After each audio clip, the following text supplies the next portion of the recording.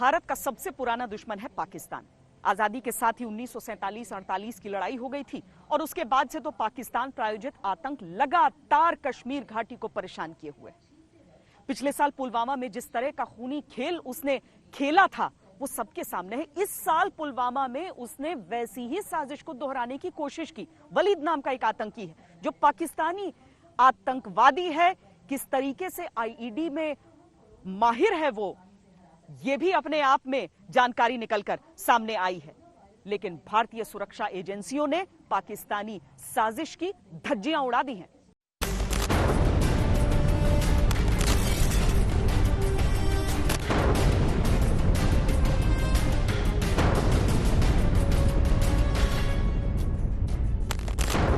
इस धमाके में पाकिस्तानी प्रधानमंत्री इमरान खान के उन नापाक इरादों के परखच्चे उड़ गए जिनको आतंकवादियों के दम पर उन्होंने पाल रखा था।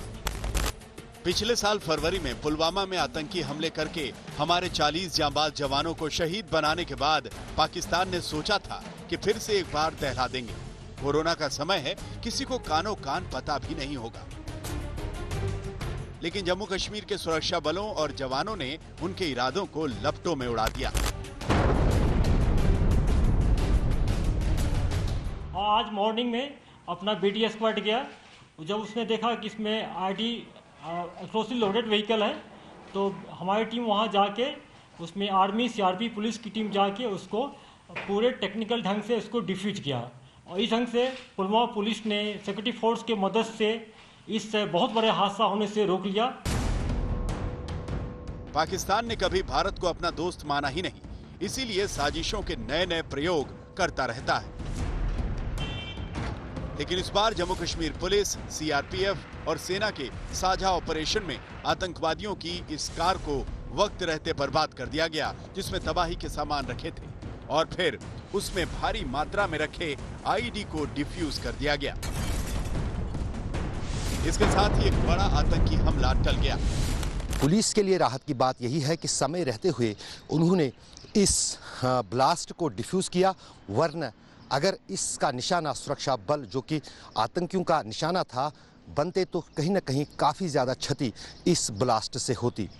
पुलिस अब इस जांच में लगी हुई है कि इस कार का मालिक कौन है, इस कार को कहां से लाया गया है और इसमें ब्लास्ट रखने के पीछे कौन सा संगठन है। जम्मू कश्मीर पुलिस को वैसे इसकी भनक एक हफ्ते पहले ही मिल गई थी। इसके बाद सुरक्षा बलों ने एक ऐसा घेरा बनाया कि आतंकवादियों की साजिशें धरी की धरी रह गईं। हम आपको बताते हैं कि कैसे इसे अंजाम दिया गया।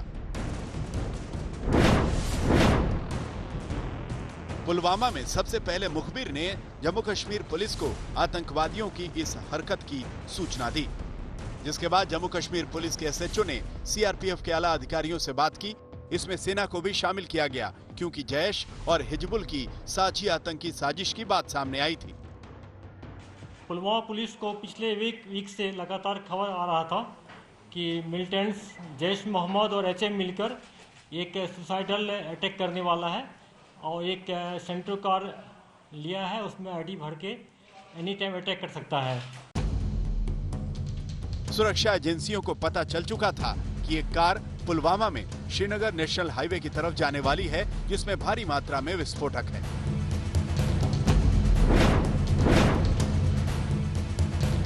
इसके लिए बुधवार शाम को सभी नाकों पर अलर्ट कर दिया गया।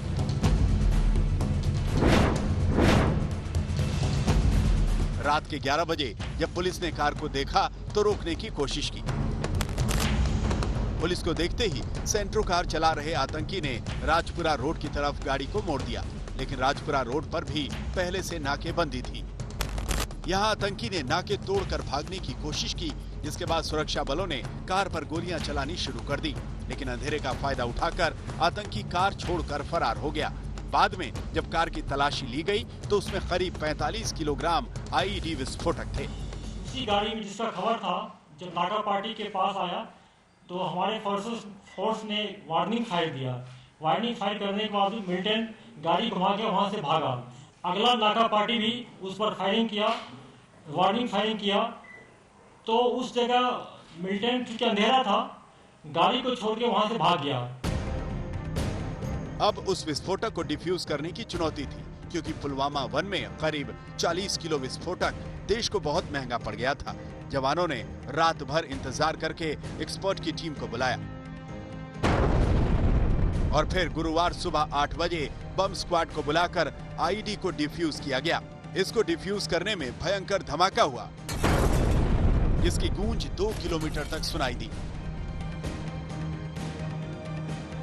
और आगे क्या क्या हुआ, इसको चश्मदीद से सुनिए। फिर सुबह निकाला, आप यहाँ से निकलो, गाय खिड़की विड़की रखो खुला, डंगर है वंगर है अगर कोई है वो इसको बाहर निकालो। फिर इस गाड़ी को धमाका किया तो और हमारा इस मकान को तबाह कर दिया। तो कितना नुकसान हुआ गया? क्या बताएंगे, इसको तकरीबन 30 लाख रुपया हो गया इस मकान में। अब ये सब खत्म हो गया। ये धुआं तो छट जाएगा, लेकिन पाकिस्तान की आंखों पर चढ़ा आतंक का धुआं कब छटेगा ये साफ नहीं। जम्मू कश्मीर पुलिस और सुरक्षा एजेंसियों को पहले ही भनक लग गई थी कि पाकिस्तान के जैश वाले आतंकी क्या करने वाले हैं। उनका इरादा तो जंगे बद्र के दिन ही हमले का था, यानी 11 मई को, रमजान का वो 17वां दिन जब इस्लाम की पहली लड़ाई हुई थी। लेकिन सुरक्षा गश्ती में आतंकी तब कुछ नहीं कर पाए थे, लेकिन अब उनकी कोशिशों में धमाका हो चुका है। अशरफ वानी, पुलवामा, आज तक।